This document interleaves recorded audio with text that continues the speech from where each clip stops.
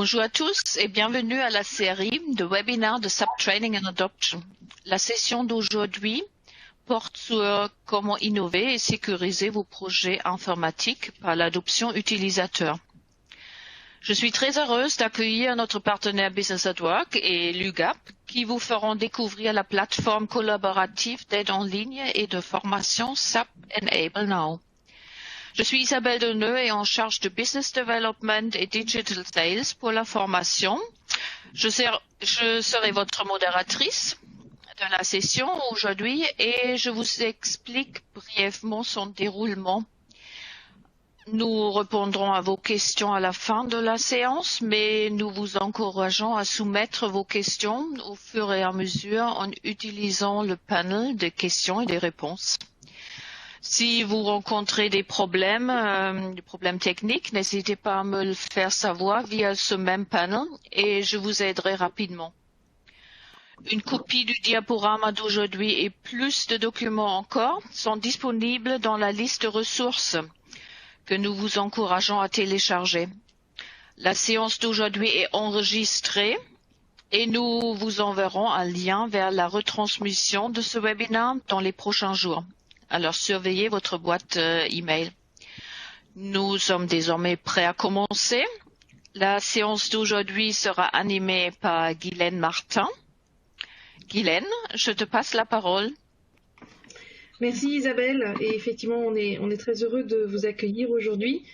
Je voudrais commencer par vous présenter les trois personnes effectivement qui vont intervenir. Alors par ordre d'apparition, je commencerai. Je travaille donc pour SAP en tant qu'experte sur nos solutions de training et d'adoption. Hervé a plusieurs projets à son actif de mise en place de SAP Enable Now, qui est la solution qu'on va vous présenter. Et Valérie a la gentillesse effectivement de nous faire un retour d'expérience sur son projet à l'UGAP. Avant de commencer, on a envie de poser plusieurs questions que vous voyez affichées à votre écran. Donc je vous propose d'y répondre. La première est donc de savoir si vous avez déjà un outil de création d'e-learning.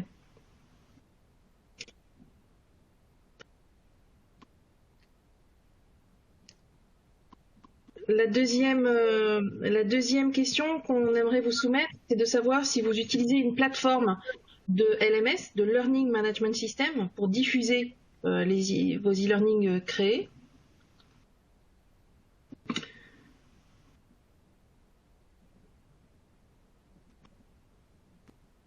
La plupart d'entre vous n'en ont pas.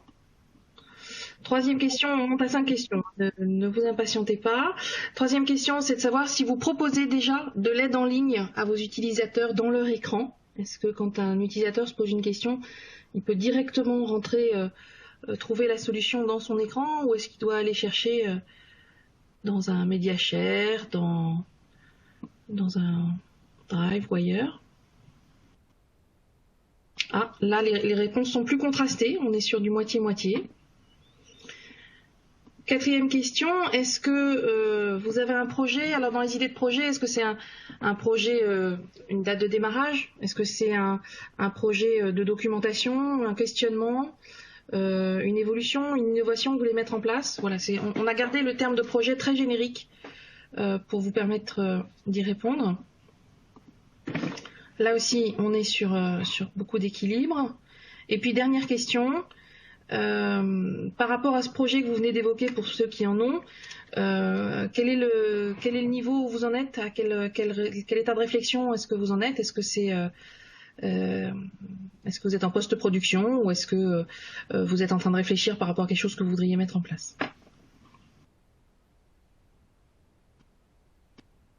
Voilà, donc là on est sur plus de réflexion.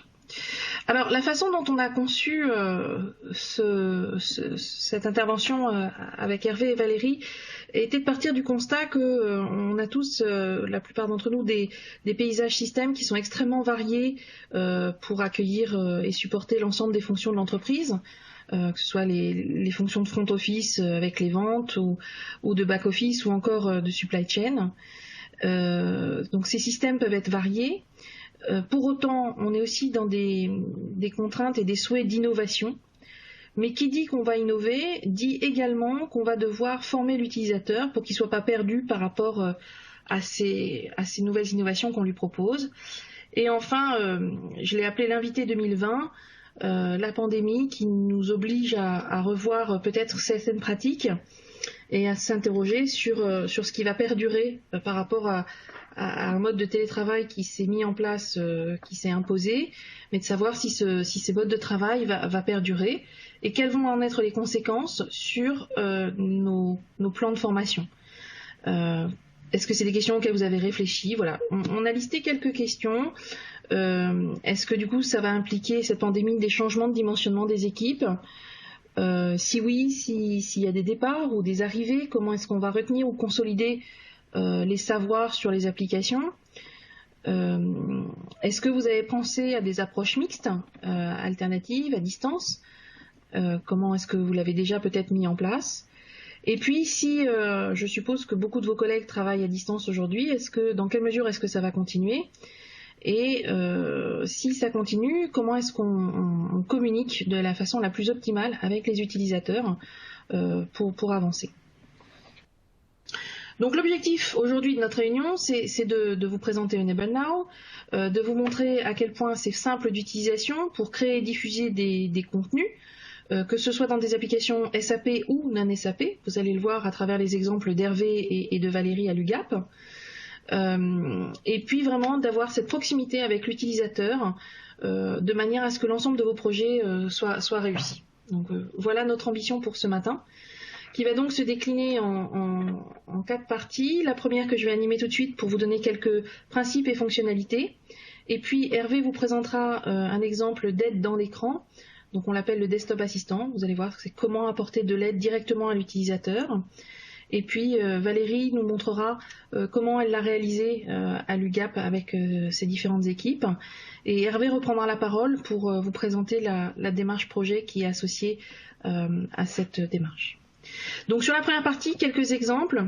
La première chose sur laquelle on s'interroge, c'est qu'on s'aperçoit aujourd'hui que la façon dont on apprend le plus désormais est vraiment l'apprentissage on the job, sur le travail, beaucoup plus que finalement dans des cours classiques en classe.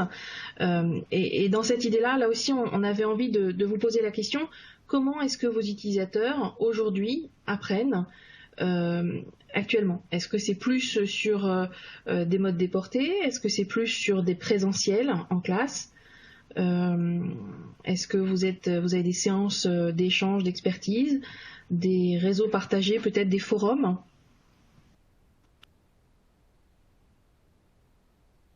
Voilà, je vais peut-être pas regarder les réponses. On y reviendra probablement en fin de séance. Donc, que fait SAP Enable Now? C'est cette solution qui permet donc de créer du contenu. Elle a plusieurs objectifs. C'est avec un seul enregistrement, et c'est un élément clé pour nous, parce qu'en fait, créer de la documentation, c'est relativement simple, et beaucoup d'opérateurs savent le faire. La grande difficulté, c'est que toute cette documentation soit live, synchrone, et juste par rapport à la personne qui l'utilise. Et donc dès qu'on diffuse un mode opératoire, qu'il soit en Word ou en PowerPoint, on n'a plus du tout la maîtrise de la version qui est utilisée par l'utilisateur final. Et donc ici, ce qu'on propose, c'est qu'avec un seul enregistrement, finalement, on va rester maître de l'ensemble des moyens de diffusion qu'on va proposer, que ce soit de la documentation, des simulations, des démonstrations, quels que soient ces éléments, finalement, on va pouvoir avoir la même source, et donc quand on aura besoin de faire des mises à jour, quel que soit le titre de diffusion, on changera l'information source et on pourra mettre à jour par capillarité l'ensemble des documents qui en découlent. Pour ce faire, en plus des enregistrements qu'on va pouvoir faire de mode opératoire, on vous propose de pouvoir créer des e-learning en vous mettant à disposition des templates qui est sur un site public que vous pouvez aller voir, sap-enable-now, enable-now@.sap.com. Et donc vous pouvez aller voir ces templates. On vous propose toute une bibliothèque d'aide, à la fois avec des modèles et à la fois avec la façon de les utiliser. Et puis enfin, dernier élément, on vous propose des automatismes de localisation parce qu'on s'aperçoit que les projets sont souvent internationaux. J'interviens cet après-midi pour un client qui est présent en France, aux États-Unis, en Chine et en Thaïlande. Comment est-ce qu'on gère la documentation? Dans quelle langue? Ce sont toutes sortes de réflexions qu'il faut mener en amont du projet de manière à optimiser sa réalisation. Voilà, je vous parlais de cette bibliothèque. Je vous en ai mis ici un exemple, donc une copie écran, enable-now.sap.com. Et puis, je reviens sur cette notion de réutilisation du contenu qu'on va pouvoir utiliser avant un go live pour toute la formation précédant le démarrage d'un projet, à la fois comme support de formation si on a la chance de pouvoir diffuser en salle, mais aussi peut-être de formaliser les cursus d'e-learning, donc soit en communication avec un LMS, mais vous disiez que vous n'en aviez pas. On peut aussi utiliser l'e-learning pour créer des parcours de formation et les gérer à partir de Enable Now. Et puis en post-go live, avec de l'aide à la demande, aller chercher dans la bibliothèque des informations, ou bien directement les obtenir dans l'écran si on est pressé sur une tâche précise. Voilà, donc quelques planches avant de laisser la parole à Hervé sur la valeur qu'on propose. Évidemment, le premier élément, c'est l'accélération de la création des contenus. Le deuxième élément qui lui répond, c'est la facilité d'accès de l'utilisateur et donc le fait qu'il soit plus à l'aise dans ses écrans. L'avantage pour l'ensemble de la société, c'est que du coup la qualité des données s'en trouve améliorée et c'est un facteur clé de toute gestion. Moi j'aime bien dire que quelle que soit la solution dans laquelle on investit, si l'utilisateur ne l'adopte pas, ça ne sert pas à grand chose. Donc effectivement, l'accélération du retour sur investissement. Cette aide de l'adoption des changements quand on les met en ligne, j'évoquais le mode d'apprentissage tout à l'heure avec ce pourcentage, ces 3 chiffres, 70, 20, 30. Le succès, à quel point est-ce que le temps que je passe à apprendre finalement est pertinent et qu'est-ce que je retiens de ce que j'ai appris. Là, on s'aperçoit que comme on répond à un besoin, le taux de rétention d'informations est bien meilleur. Avec l'amélioration de la qualité des données et la qualité de formation, forcément du coup, normalement on a moins d'appels au centre IT et ce qu'on vous dit ce sont des retours de nos clients et donc évidemment du coup on en réduit le coût du support informatique. Voilà, dernière petite question avant de passer la main à Hervé. Quels sont les enjeux qui vous préoccupent pour les 6 à 12 mois prochains?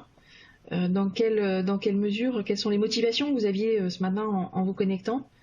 Est-ce que vous évoquiez de la veille, mais j'imagine que vous avez quand même quelques éléments de réflexion. Voilà. Je vais passer la main à Hervé pour donc des démonstrations dans un ERP, comment est-ce que ça fonctionne. Hervé, peut-être avant de commencer, est-ce que tu peux nous présenter Business at Work? Oui, tout à fait. Je vais commencer par vous présenter Business at Work rapidement. Donc là, je projette mon écran. Business at Work, qui nous sommes? Nous sommes une société avec une vingtaine d'années d'existence déjà. Nous sommes plus de 250 consultants répartis au travers de 4 localisations.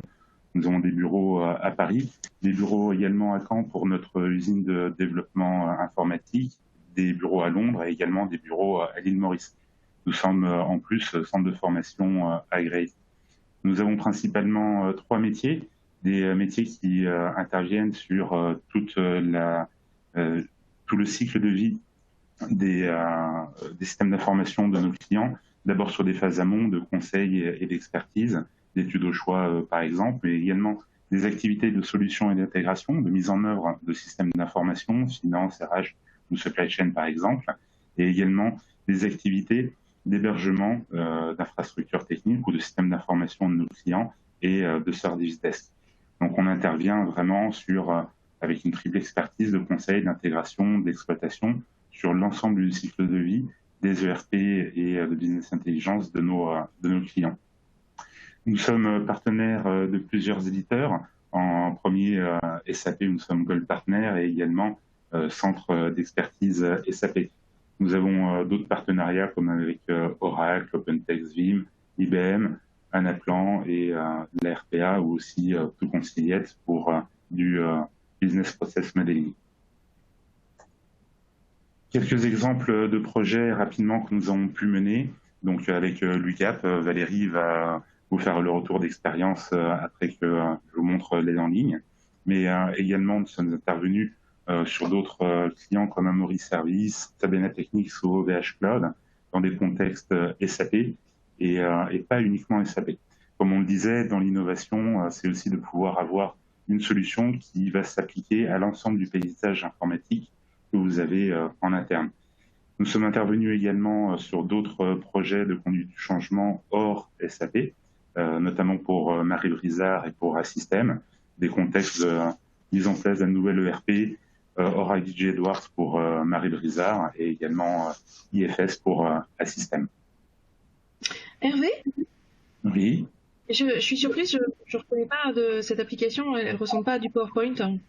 En fait, j'ai voulu un peu m'amuser là pour ce webinaire et au lieu de le faire dans PowerPoint, cette présentation, je l'ai faite dans un livre. Donc en fait, il s'agit, comme si c'était un peu un e-learning, alors j'ai fait quand même quelque chose d'assez simple avec quelques animations qui apparaît là dans notre bibliothèque de contenu. Je vais maintenant vous présenter l'aide en ligne, l'assistance utilisateur. Dans cette innovation et sécurisation des projets, comme Guylaine, tu l'as expliqué tout à l'heure, 70% quand même de l'apprentissage se fait par la pratique et sur le métier.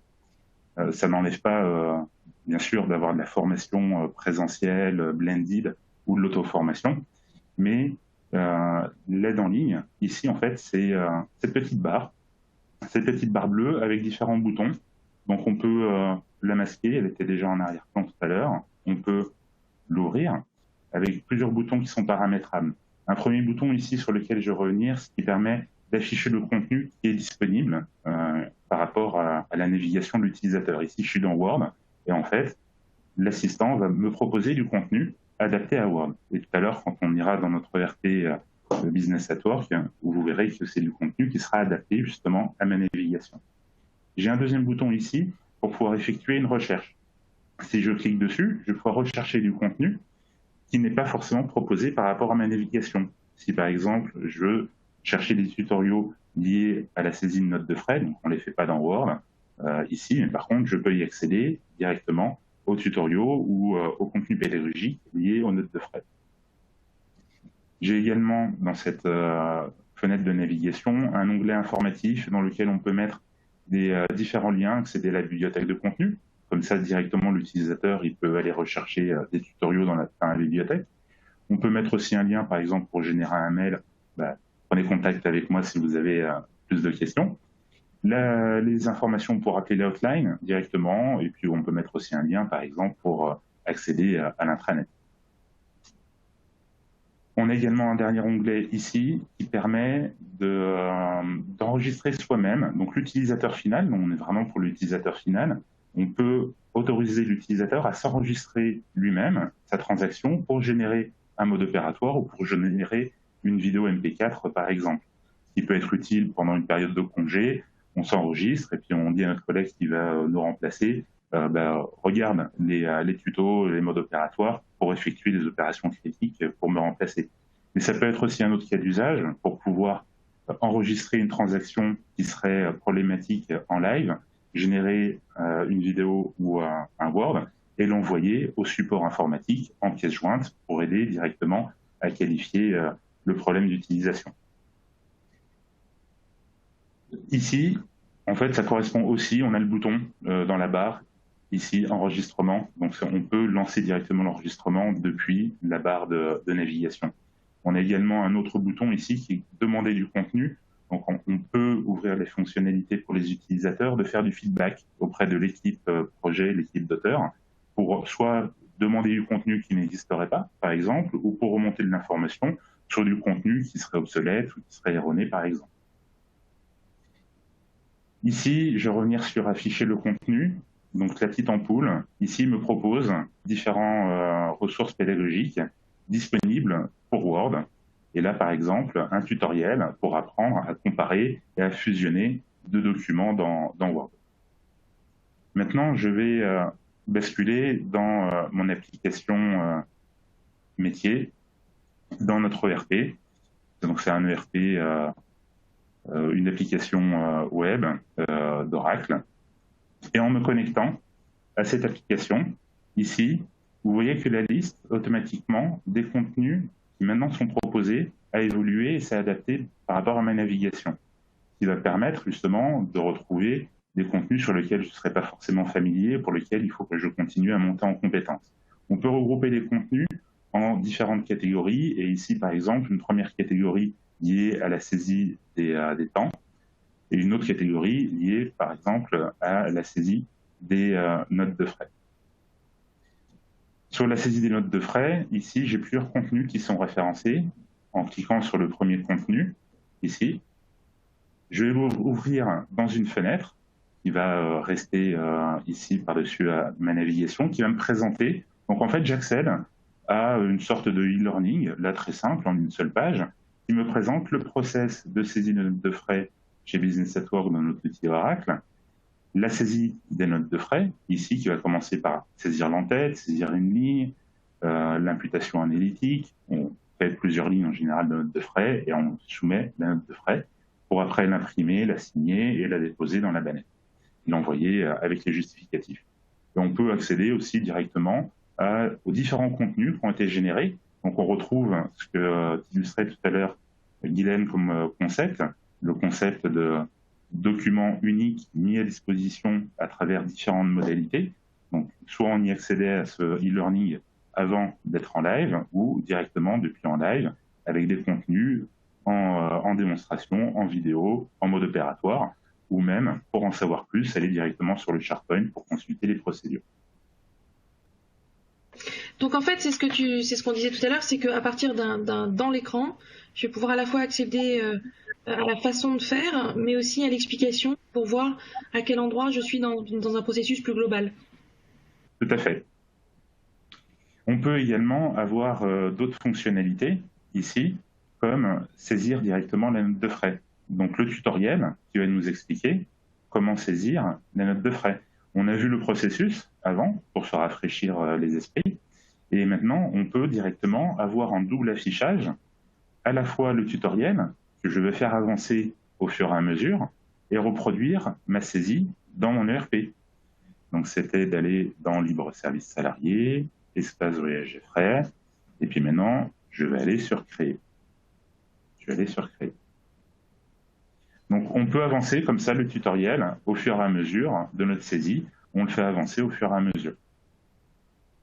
Un autre élément important, vous avez peut-être remarqué depuis tout à l'heure, j'ai aussi des bulles qui se sont mises ici en surimpression par-dessus mon application métier. Et celle-là, on l'a mis sur la page d'accueil directement pour prévenir l'utilisateur qui aurait une opération de maintenance ce soir à 18h pour prévenir, attention, l'application sera coupée à partir de 18h. Évidemment, en rentrant ce matin dans mon application, je l'ai vu une première fois, je ne souhaite plus l'afficher, je peux mettre ne plus afficher. Mais on peut y mettre dans ces bulles énormément de choses différentes. On peut y mettre des contenus. Ici, on peut y mettre de l'image, de la vidéo, des liens, beaucoup de choses référencées à une page pour obtenir de l'information ou de la formation complémentaire. On peut également, dans un autre exemple, le faire sur, ici, les notes de frais. On l'a fait pour avoir un pop-up pour accéder au barème d'indemnité kilométrique, par exemple, les différentes modalités disponibles sur le SharePoint. Je ne peux l'afficher non plus. Mais avec la même fonctionnalité, on peut le faire encore plus fin, non plus sur une page, mais directement sur une zone de saisie de l'écran, et apporter tous les éléments métiers ou techniques, les éléments qui sont pertinents à l'utilisateur. Et là, par exemple, il nous arrive souvent en interne de vouloir mettre dans la description de la note de frais beaucoup d'éléments de commentaires, mais en fait, la zone est limitée à 50 caractères, ce qui est quand même assez court. Donc, une petite infobulle, comme ça, pour dire à l'utilisateur, une limite à 50 caractères, et puis saisis les commentaires plutôt dans la zone commentaire. L'utilisateur, avec le petit bouton, dernier bouton que je ne vous ai pas présenté tout à l'heure, peut décider lui-même de les afficher ou de les masquer si il est habitué ou si on souhaite que ce soit un peu moins perturbant pour l'utilisateur. Il peut naviguer sans les afficher ou il peut décider, en les activant ici, de les afficher. Un dernier point, un dernier élément important. Donc, vous voyez ici maintenant, je n'ai plus que les notes de frais qui sont affichées et non plus les tutoriels sur les temps. Encore de façon plus évoluée, cette fois-ci, ça va être un tutoriel en surcouche graphique. Directement en surcouche graphique dans mon application, je vais le lancer ici. Je vais avoir Enable Now qui va me pousser des informations. Donc là, pour une information métier, faire plusieurs notes de frais par projet refacturable. Mais également, va maintenant, donc je suis vraiment dans l'application en live, en direct, et le tutoriel va me dire ma première étape de saisie dans cette page correspond à saisir la description. Donc, on va mettre webinaire, par exemple. Je vais lui dire OK. Ah, ma deuxième saisie, c'est le motif professionnel. Bon, ça va être du frais divers. Et automatiquement, on va passer comme ça, on va suivre le tutoriel au fur et à mesure pour nous guider dans la saisie utilisateur. On peut également afficher la liste des étapes de ce tutoriel. Et ici, on voit qu'on est, au lieu par défaut, à l'étape numéro 8 et qu'on en a encore, alors on en a à peu près pour une cinquantaine d'étapes à saisir chez nous jusqu'à déposer la version papier signée et les justificatifs dans la bannette. Et on voit qu'en fait, le tutoriel commençait même avant et il commençait en fait avec le chemin d'accès pour accéder à cette page. Le tutoriel a bien commencé à la première étape de saisie dans la page qui est concernée. Hervé, imaginons que je me souvienne du début et que j'ai commencé à saisir ma note de frais parce que je me souvenais des premières étapes, mais que tout d'un coup je sois bloquée. Est-ce qu'il est possible de reprendre le tutoriel en cours à la 37e étape par exemple? Oui, si tu es à la 37e étape, tu peux le relancer. Ça va commencer à la première étape de ta page de saisie. Ou sinon, par rapport à la liste, on va le relancer ici. On peut directement choisir dans la liste l'étape qu'on souhaite effectuer. Donc là, par exemple, lieu par défaut, je le lance pour le lieu par défaut. Et automatiquement, il m'a indiqué qu'il fallait que je saisisse ici mon lieu par défaut. C'est vraiment simple, d'accord. Donc, on est vraiment sur de la sécurisation de vos projets. On est certes sur la dernière phase en live, ce qui permet vraiment de maximiser l'accompagnement utilisateur, de continuer à former les utilisateurs, leur fournir l'information quand ils en ont besoin, au moment où ils en ont besoin. Et avec le principe que tu évoquais de réutilisation, les tutoriaux que j'ai fabriqués ici ou les e-learning que j'ai fabriqués ici pour les phases amont de formation, je les réutilise et je les mets à disposition facilement dans l'assistant de l'eau.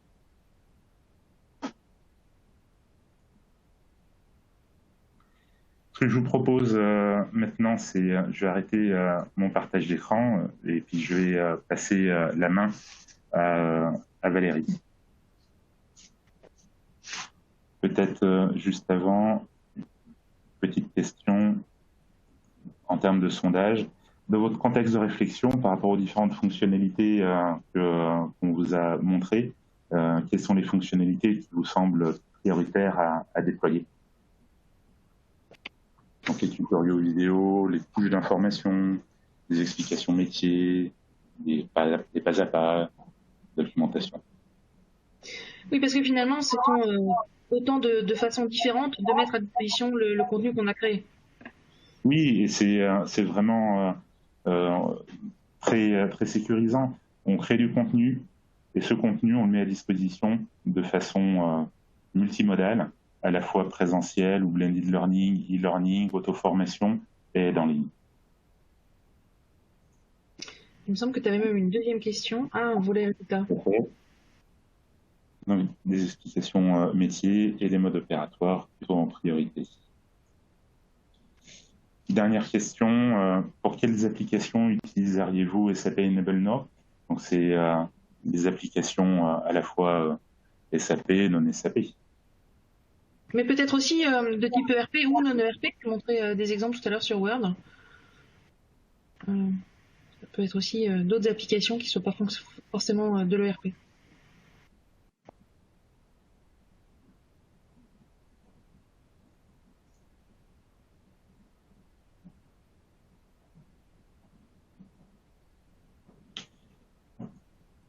Nous allons maintenant pouvoir passer la parole à Valérie pour le témoignage. Bonjour. Tout d'abord, je vais vous présenter l'UGAP. L'UGAP est donc une centrale d'achat public généraliste. Elle fonctionne en achat pour revente. Nos principaux clients sont l'État, les collectivités territoriales et le secteur médical. L'UGAP propose des gammes de produits très variées, tels que du mobilier, de l'équipement général, des produits informatiques, des véhicules, des produits pour le secteur de la santé et de nombreux services. L'entreprise connaît une forte croissance. Elle doit donc évoluer et adapter ses processus. Les collaborateurs et nouveaux arrivants doivent pouvoir prendre en main rapidement les outils nécessaires à la tenue de leur poste. Ce projet fait suite à un besoin exprimé par le métier de pouvoir structurer les supports à l'utilisation des outils SI de l'UGAP. Ils doivent pouvoir disposer de modes opératoires, de supports de formation, de guides utilisateurs, de tutoriels. Et ce besoin est transverse à l'ensemble des métiers de l'UGAP. Valérie, vous avez décidé au niveau de l'UGAP de prendre Enable Now, non pas forcément pour un projet en particulier, mais vraiment pour accompagner toute l'entreprise dans son développement et au sein de toutes les directions de l'UGAP, c'est bien ça? Oui, c'est ça. Nous toutes les directions ont besoin de documentation. Au niveau des enjeux, justement, c'était d'améliorer la qualité des données, optimiser les processus, faciliter l'appropriation des processus et des applications du SI, et aussi capitaliser la connaissance, avec pour objectif gagner du temps, accéder simplement et rapidement aux modes opératoires, rendre autonome l'utilisateur final, accélérer la création et la mise à jour des contenus et disposer de contenus homogènes. Actuellement, le Enable Now est en production au niveau de l'UGAP. Est-ce que maintenant, avec un peu de retour, tu estimes que ces objectifs ont été atteints?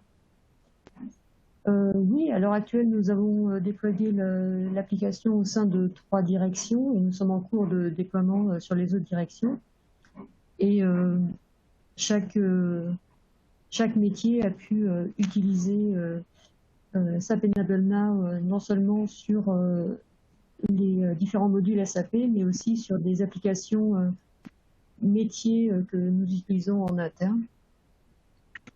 D'accord, des applications, là comme on le voit, des applications métiers sur la gestion des marchés. Oui. C'est des applications web, c'est ça?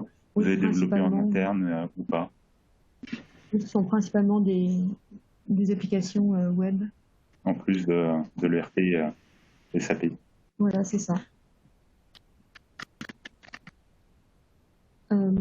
Pour ma part, j'ai intégré ce projet en phase déploiement. Hervé, est-ce que tu peux nous présenter la démarche que tu as menée avec mon prédécesseur? Oui, tout à fait. Donc c'est actuellement en production, mais avant d'être en production, on a commencé en novembre 2018 par une phase à peu près de 2 à 3 mois, une phase 1 de cadrage. Alors un élément qu'on a oublié de mentionner dans le contexte, Valérie, c'est qu'au niveau de l'UGAP, les instances représentatives du personnel ont fait un peu partie prenante du projet et ont nécessité d'abord une information sur le projet, justement pour mettre en évidence les bienfaits sur la formation des utilisateurs. Et lors de cette première phase de cadrage, donc un premier lancement, et puis après une étude de cadrage basée sur l'étude de l'existant, Donc, ton prédécesseur, Laurent, a mené avec nous cette étude pour analyser l'existant, cartographier vraiment l'usage et les modes opératoires qui existaient pour après pouvoir déterminer la meilleure façon d'utiliser SAP Enable Now dans votre contexte. Et à titre d'illustration, par exemple, il y avait une des directions qui avait identifié un certain nombre de process critiques avec des modes opératoires qui étaient obsolètes, et ce qui a permis justement d'orienter après des travaux en priorité sur ce périmètre. Une deuxième phase qui est venue après le cadrage, une phase d'expérimentation, donc dans votre vocabulaire, l'expérimentation, avant une généralisation, et cette expérimentation a été en fait un pilote. Un premier pilote sur 3 directions métiers, pour lesquelles on a d'abord mis à disposition l'outil, fait des ateliers de cadrage du paramétrage, formation de l'équipe projet également, pour aboutir à une deuxième activité de création des contenus. Donc, création des contenus par une dizaine de personnes, je crois, qui avaient été formées lors de la mise à disposition de l'outil. Une fois que les contenus ont été créés, mise à disposition auprès d'un panel d'utilisateurs finaux pour utiliser ces contenus, pour ensuite faire un bilan, autant quantitatif que qualitatif, auprès des utilisateurs finaux et des créateurs de contenu, pour pouvoir déboucher sur une consultation des instances représentatives du personnel qui a validé le projet et décidé et validé la mise en production et le déploiement dans une phase 3 par direction et une phase de généralisation. Est-ce que Valérie, tu peux nous décrire un peu plus justement actuellement cette phase que tu pilotes? Eh bien, au niveau actuellement, nous avons donc formé une quarantaine de personnes à l'outil. 10 parmi eux créent régulièrement. Nous avons une bibliothèque qui contient un peu moins d'une centaine de documents à l'heure actuelle. Tu animes également une cellule de gouvernance, c'est ça? Oui, tout à fait. Nous avons mis en place une cellule de gouvernance afin pour le maintien de l'outil et garantir les bonnes pratiques pour la construction des contenus. Cette équipe est constituée d'administrateurs et de créateurs de contenus référents au sein de chaque direction. D'accord, c'est pas les cellules qui créent les contenus, vraiment c'est le pilote, c'est les directions elles-mêmes qui créent les contenus. Oui, voilà, le métier expert de sa partie crée le contenu. Il peut enregistrer donc les simulations et le document dans sa globalité peut être géré par une autre personne. Très bien. Les modalités collaboratives que vous avez utilisées entre les créateurs de contenu, les auteurs et puis les publicateurs de contenu. Oui, tout à fait, c'est ça. Parfait. Est-ce que tu as quelques exemples à nous montrer? Oui. Je vais vous présenter la bibliothèque que nous avons mis en place. Alors en fait, quel est le lien entre la bibliothèque et les enregistrements dont on a parlé? Comment est-ce qu'on génère cette bibliothèque finalement? C'est simple ou c'est un travail supplémentaire? Non, c'est une globalité. En fait, nous avons un espace de travail où nous créons le contenu. Et ce contenu, nous avons juste à copier un lien des documents créés dans la bibliothèque, ce qui permet donc d'avoir un seul document à gérer, étant donné que nous ne mettons qu'un lien à disposition de l'utilisateur final. Donc on a un tout petit souci technique, le partage d'écran ne marche plus.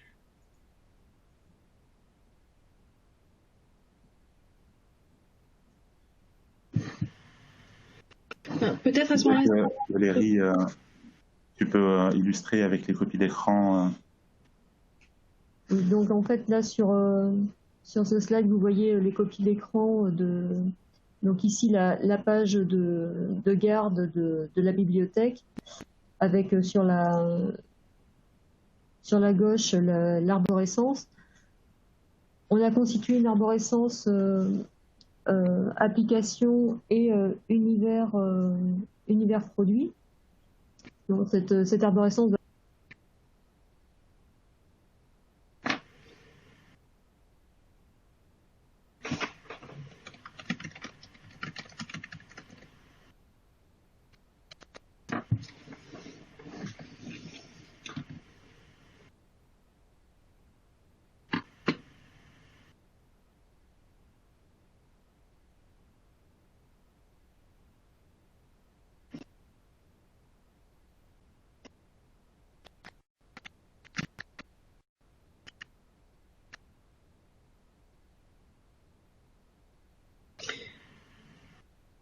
Isabelle, est-ce que tu m'entends? Oui, je suis là.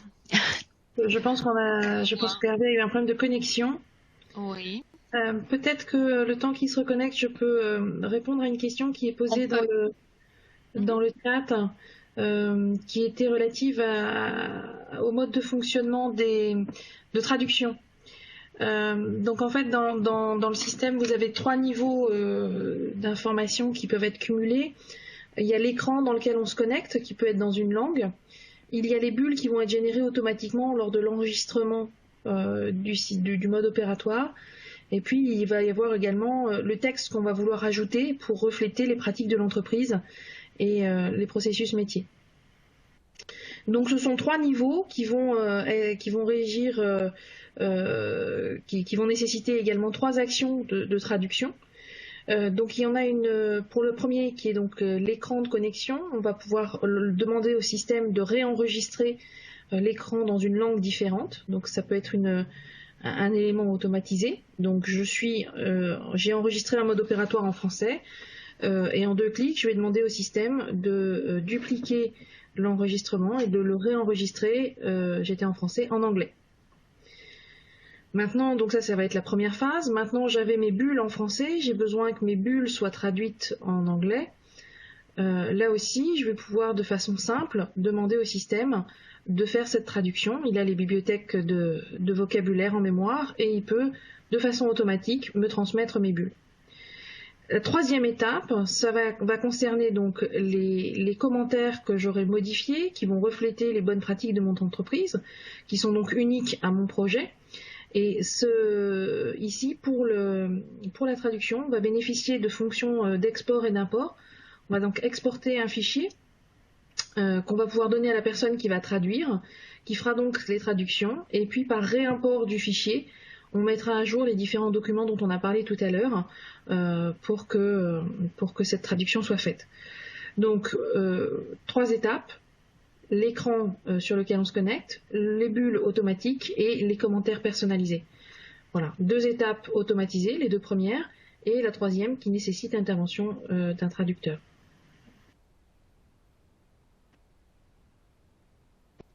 Est-ce que je continue à répondre aux questions, Isabelle, ou est-ce que Hervé a pu se reconnecter? Je suis en train de voir avec Hervé. Pour l'instant, j'ai pas de retour. Hervé, tu nous entends?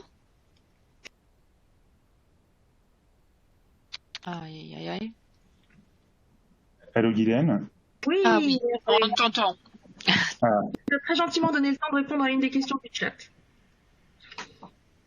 Tout à fait. Donc du coup, ce qu'on vous propose peut-être, c'est de représenter rapidement la bibliothèque, parce que je crois que c'est peut-être à ce moment-là où vous avez perdu l'audio. Exact. Oui.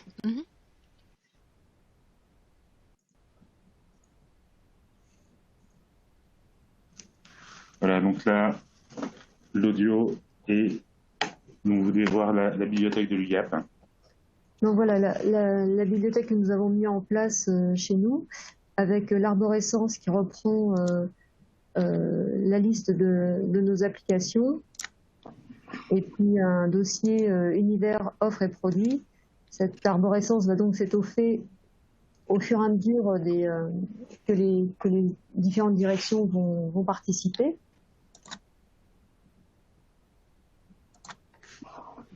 Nous avons créé aussi des templates de pages de façon à faciliter la création et homogénéiser les contenus.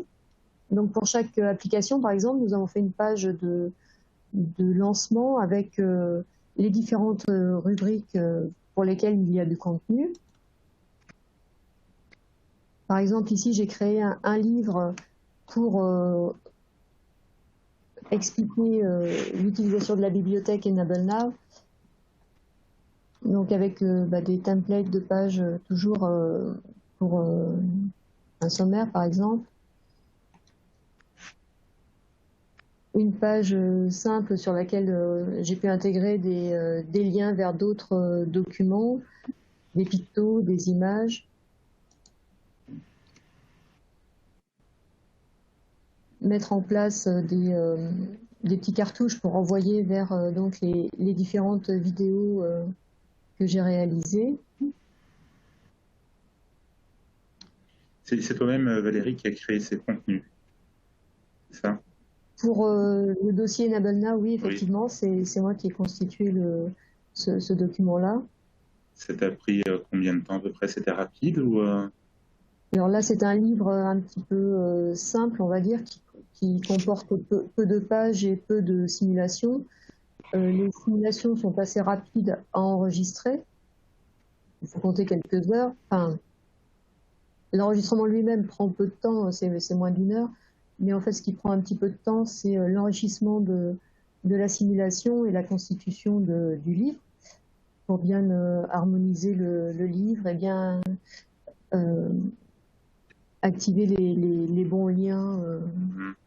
La conception pédagogique, voilà. Comme de façon traditionnelle, demande un peu de temps. Tout à fait. Pour après articuler le contenu de la bonne façon. Voilà. Et par exemple, en ce moment, je suis en train de constituer un document de formation et là, je pense que ça va être plusieurs semaines pour bien...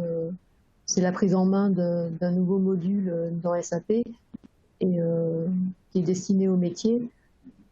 Donc, étant donné que c'est une nouveauté, il va falloir rentrer dans le détail et correctement expliquer, et puis plusieurs transactions aussi à montrer. Voilà, donc ça va être la constitution d'un livre avec de nombreux enregistrements pour bien détailler toutes les nouvelles fonctionnalités. Merci Valérie pour ces exemples de contenu, pour arrêter le partage.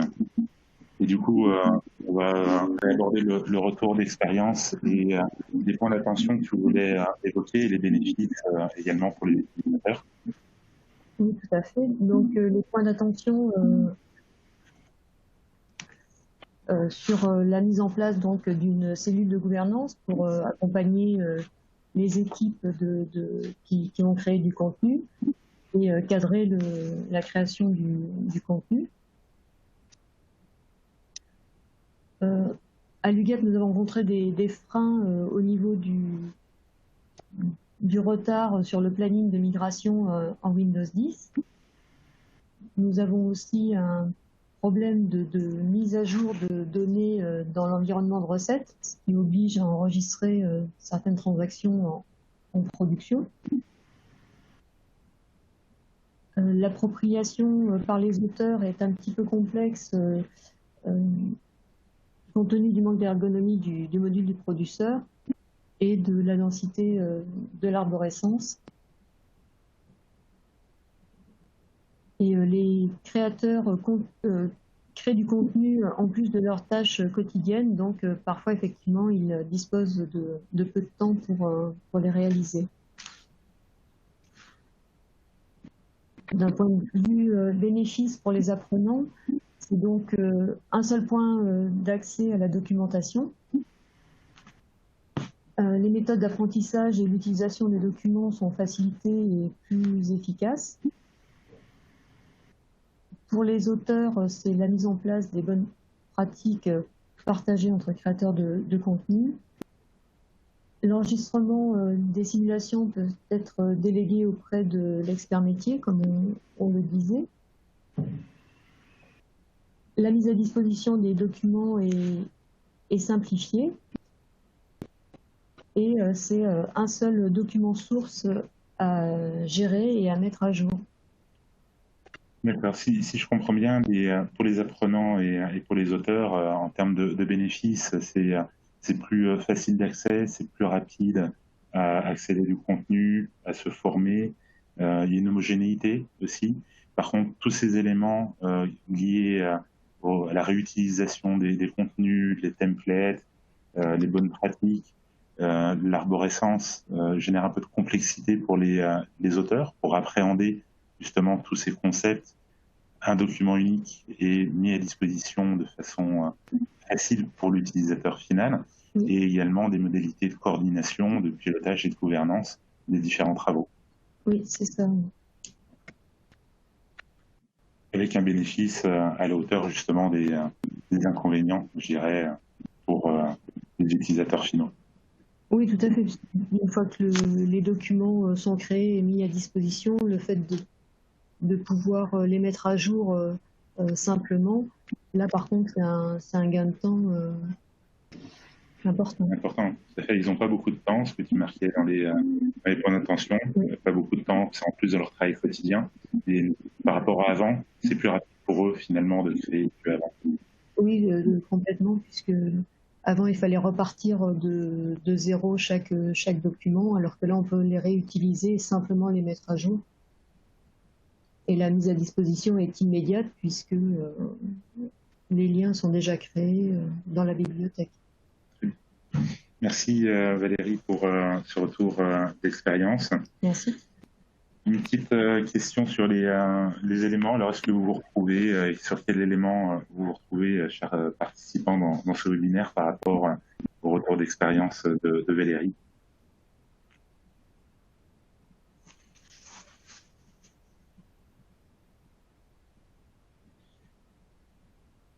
Je vais passer sur la suite. Vous pouvez continuer à écrire en attendant et soumettre vos réponses à la question. Comment sécuriser votre projet? Alors, Business at Work, on propose à nos clients différents packs de démarrage en français personnalisés à votre contexte. Et par exemple, la formation à vos équipes est totalement personnalisée à votre contexte et en français. Nous avons plusieurs packs de démarrage. Un pack de démarrage orienté tutoriel et guide, un autre tutoriel et e-learning, un troisième tutoriel et aide en ligne, et un dernier qui constitue les tutoriels, les e-learning et les en ligne, grosso modo un peu la totale. Pour, à partir de 3 semaines de projet, obtenir un premier niveau d'autonomie sur les tutoriaux en fonction du pack. Voilà, la durée du projet peut être un peu variable, et également variable en fonction des solutions sur mesure.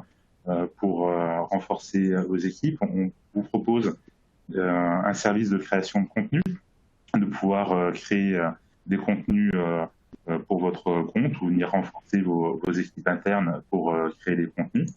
Également du coaching et de la formation à vos équipes projet pour vous accompagner dans le temps et pouvoir effectuer par exemple des piqûres de rappel ou des tâches d'administration fonctionnelle par exemple. Et également jusqu'à la formation de vos utilisateurs finaux sur vos applications métiers grâce à notre centre de formation agréé. Guylaine, donc nous restons bien sûr à votre service, tous les deux, Guylaine et moi-même. Ici, vous avez nos coordonnées pour étudier avec vous votre projet et pouvoir répondre spécifiquement à vos questions. On peut d'ailleurs peut-être commencer par les questions qui seraient posées dans le chat, Isabelle ou Guylaine. Oui. Il y en a une, moi, que je vois, qui est peut-être directement adressée à Valérie.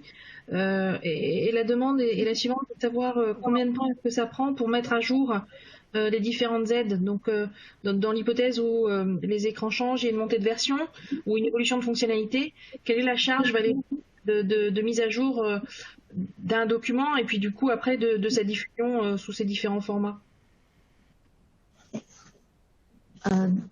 Bien sûr, ça va dépendre de la complexité du document, mais si ce ne sont que des écrans qui changent, on peut simplement supprimer l'écran qui est obsolète dans la vidéo et enregistrer le nouveau.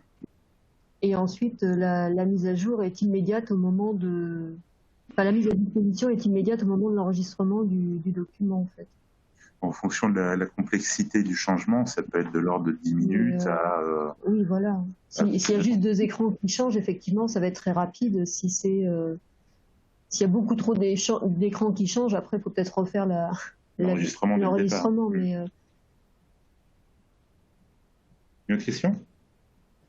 L'autre question, il y en a une autre qui est intéressante, qui est de se dire combien de temps est-ce que ça a pris, je ne sais pas si c'était pour Valérie ou pour toi Hervé, pour activer la montée en compétence des équipes UGAP, pour créer des contenus. Qu'est-ce que vous avez considéré? Qu'est-ce qui a été la mise en place? Alors ça a été en plusieurs vagues pour la partie expérimentation. On a fait une session de formation de 2 jours auprès des auteurs, une session de formation de 1 jour auprès des administrateurs fonctionnels. Et ensuite, la montée en compétences s'est prolongée avec la phase pilote de création de contenu. Donc c'est les auteurs qui ont été formés, qui ont créé les premiers contenus, avec notre participation en encadrement, au coaching ou en correction. Donc la phase de montée en compétences a duré également pendant cette phase-là. Il y a eu présentation au niveau des IRP. Ensuite, le projet a redémarré un peu plus tard en fin d'année. Et on a refait une session de formation. Il y a eu quelques participants qui sont revenus. Il y avait 2 ou 3 personnes qui avaient déjà été formées la première fois, qui sont venues compléter leur connaissance.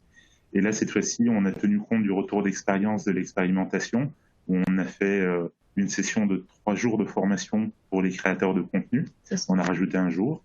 Et on a fait 2 jours de formation pour les administrateurs pour rentrer encore plus dans le détail et l'administration des templates, par exemple.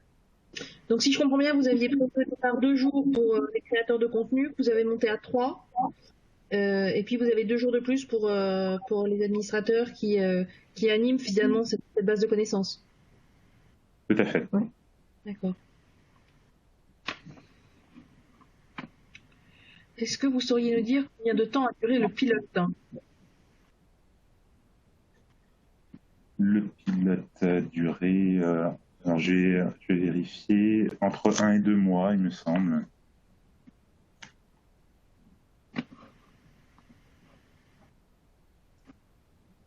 On a encore 3 minutes, peut-être encore une question que on peut répondre. Je vois qu'il y a pas mal de questions dans le panel de questions-réponses. Malheureusement, il nous reste pas le temps de toutes les traiter, mais nous prendrons soin de vous répondre par email à chacune de vos questions. Alors, peut-être on peut encore passer une. Oui, je voyais qu'il y avait une question sur le LMS. Est-ce qu'il est possible de générer des fichiers SCORM avec CPE Enable Now pour les intégrer dans notre LMS? Oui, effectivement. C'est l'une des fonctionnalités de manière à pouvoir effectivement communiquer. Donc oui, si vous avez un LMS, on peut exporter en format SCORM. Peut-être une dernière question. Est-ce que vous pouvez nous donner, Hervé ou Valérie, un exemple de bonne pratique entre les créateurs de contenu? Oui, alors dans les bonnes pratiques, je dirais l'une des premières bonnes pratiques, je dirais, qui est même transverse à d'autres clients, c'est un peu de s'isoler, de bien préparer sa saisie, des fois un peu de s'isoler pour faire les enregistrements. Éviter toutes les notifications pop-up, tout ce qui va nous déranger au cours d'un enregistrement pour pouvoir le faire en une seule passe. En fait, plus on est préparé, et mieux on réussit à enregistrer en une seule fois. Si on est dérangé par le coup de téléphone ou par une notification pop-up ou n'importe, ça génère de la non-qualité, je dirais, et devoir recommencer. J'ai un autre client, par exemple, qui m'indiquait que la période de télétravail en ce moment était assez propice, justement, pour être moins perturbé et pouvoir enregistrer rapidement des contenus. Est-ce que tu as d'autres éléments, par exemple, de bonnes pratiques? Il y en a beaucoup, hein, mais dans les principaux. Il nous reste plus vraiment de temps. On est à l'heure. On peut peut-être éventuellement échanger encore. Vous avez les coordonnées de Guylaine, d'Hervé. Contactez-le, ou sinon vous aurez bien sûr l'enregistrement de cette session dans les prochains jours dans votre boîte mail.